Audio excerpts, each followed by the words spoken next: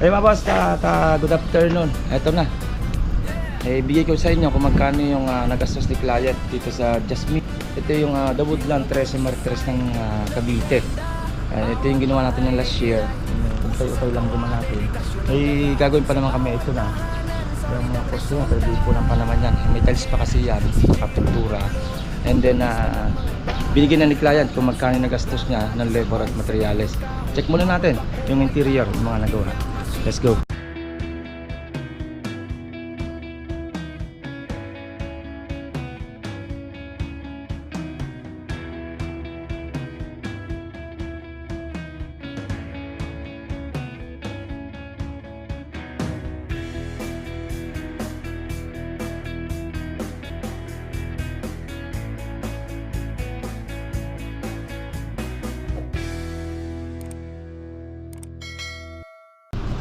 Pas, finish project natin to.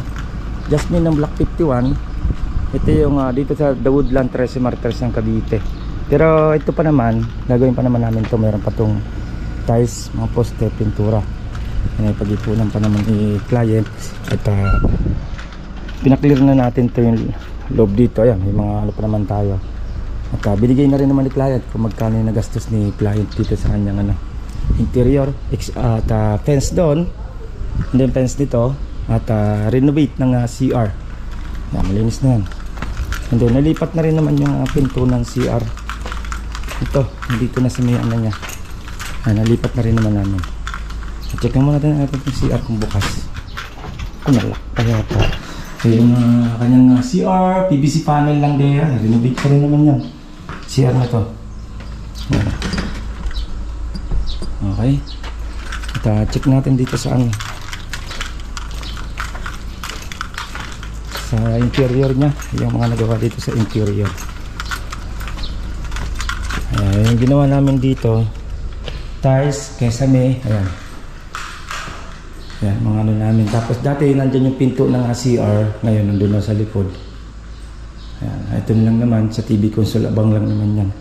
Outlet, then yun lang naman lalagyan ng isang ilaw. Babalikan pa naman namin to pag pinagawa ng client ulit itong harap na yan. Then extension, balak pa gawin ni client dito.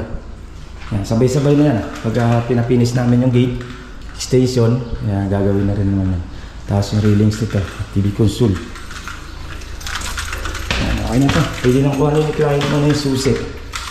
Yan. Ito naman, tiles tayo dito sa agdan. Yan.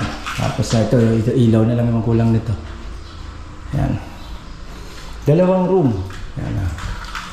Press lang naman ng tube to. Hina ng ilaw oh. Yan. Ito yung master bedroom niya. Finish lang naman siya ng PVC rin. Then ito semi-gloss. Ito isang kulay lang naman to. Tsaka dito sa isang room. Same lang din, naka-cove lang din naman siya. Yan o. Yan. Ito isang room niya. Siguro dyan yung papag na ilalagay. Pag na-extension naman to, malawak na to. Ito yung mas malawak talaga. Pag na-extension. Yan. Okay. Linis na. Yan. Tapos sa wood style yung tiles na to. 60 by 60. Yan. Okay. Ganda lang naman. Last year pa naman ito natapos. Pinaklear na natin. Alas na natin yung iba. May retouch na. Okay. Sabihin natin kung magkano nagastos ni client. Pagtingnan na tayo. Yan, para magka-idea yung mga Jasmine. Okay. Boss, ito yung nagastos ni client dito sa kanyang unit ng Block 51. Ito mga Woodland 13 Martires ng Cavite. Ayan, kasama pala yung yung mga grills. Yan, kasi niya, kabit na yung mga grills niya. Grills, fence, renovate ng CR, then palit na rin yung pinto, lipat na, and then yung gate. Yan, yan yung mga kasama niyan. Then PVC panel, ilaw, lahat, tiles, painting. Yan, yan, halos lahat na po yan. Ito yung binigay ni client. 780,000 pesos. Yan, lahat-lahat na. Nabot ng 780. Yan. Yan. Para magkaroon kayo ng idea. kung mapag-ipunan, kung ano pang gusto nyong papinis hanggang doon. At siyempre lalagpas lang ng 780 kung papapinis nyo na yan. Okay, yan ang ating finish ng project dito sa Woodland Tres Martires ng Cavite. Block 51 mga boss.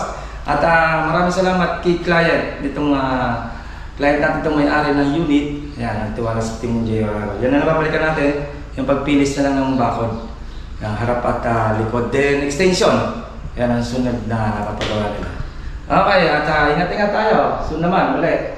May total overday tayo ng unit. Update ko naman. Lagyan natin sa thumbnail o sa YouTube kung magkano yung nag-assess para magkaroon kayo lagi ng idea. Okay, ingat-ingat tayo. Bye-bye. Ito pong J. Uragon Vlog, napakaganda po ng channel na ito, no? Tungkol po ito sa construction. Actual construction po ang channel na ito, no? Pag pinanood nyo po ito, panalo po kayo sa channel na ito. Napakaganda po ng mga video niya. Lalo na pong magaganda, no, yung mga iba't ibang design niya. Kakaiba po yung mga iba't ibang design niya sa mga kisame. Subukan nyo pong panoorin J. Uragon Vlog na ito. Matutuwa po kayo pag pinanood nyo po yung mga video niya. Maraming salamat po.